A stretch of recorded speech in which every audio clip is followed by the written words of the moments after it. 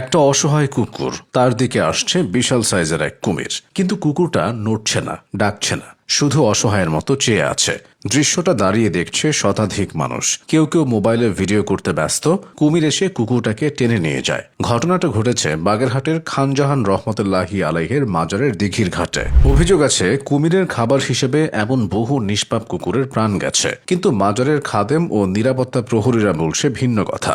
মাজারের দিঘির কাছে একটি অসুস্থ কুকুর শিশুসহ কয়েকজনকে কামড় দেয়। কয়েকজন তখন কুকুরটিকে তাড়াতে লাঠি ছুটতে থাকে। কুকুরটি নারীদের ঘাট থেকে তখন মূল ঘাটের দিকে দৌড় দেয়। সেখানে গিয়ে মাজারের নিরাপত্তা প্রহরী ফোরকানকে আঁচড় দেয়। তিনি পা ঝাড়া দিলে কুকুরটি পানিতে পড়ে যায়। এরপর কুমিরটি কুকুরটিকে ধরে টেনে পানির নিচে নিয়ে যায়। ওই অংশটুকুই ফেসবুকে ছড়িয়েছে। কিন্তু এই ঘটনা কতটুকু সত্য তা নিয়ে প্রশ্ন আছে। আরও প্রশ্ন আছে, পাশেই সুন্দরবনের মতো মুক্ত জায়গায় না রেখে একটা কুমিরকে কেন এভাবে রাখতে হবে? এখানে কুমিরের উসিলায় অনেকে ইচ্ছা পূরণ করতে আসে। কারো বিয়ে হচ্ছে না, কারো সংসারে অশান্তি, কেউ অসুস্থ।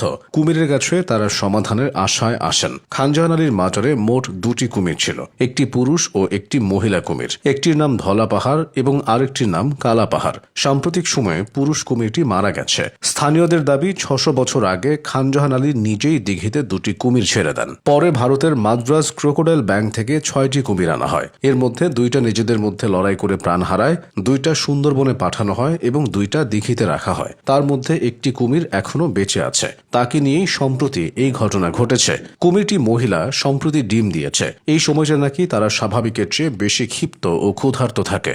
যে দিঘিতে এই কুমির আছে তার নাম ঠাকুর দিঘি। আশেপাশের এলাকায় এই দিঘি ও কুমির নিয়ে নানান কুসংস্কার আছে। কুমিরকে ছুলে নাকি মনের ইচ্ছা পূরণ হয়। তাছাড়া কুমির পাড়ে আসলে অনেকে বিশেষ দোয়া পড়তে থাকেন, মনের ইচ্ছা জানাতে থাকেন। তাদের বিশ্বাস অনুযায়ী কেউ যদি কোনো সমস্যায় পড়ে, যেমন চাকরি না পাওয়া, দীর্ঘদিন অসুস্থ থাকা বা ব্যবসায় ক্ষতি হওয়া, তাহলে তারা মানত করে। মানতের ভাষা সাধারণত এমন হয়, যদি আমার কাজটা হয়ে যায় আমি কুমিরকে খাবার দেব। এরপর যখন সে ব্যক্তির বিশ্বাস অনুযায়ী তার সমস্যার সমাধান হয়, তখন তিনি মাজারে এসে মানত পূরণ করেন। মুরগি, হাঁস, ছাগল, গরুর মাংস এসব দিয়ে মানত পূরণ করা হয়। খাদেমরা এসব খাবার দিঘির ঘাটে নিয়ে যান। তারপর কুমিরের নাম ধরে ডাকতে থাকেন।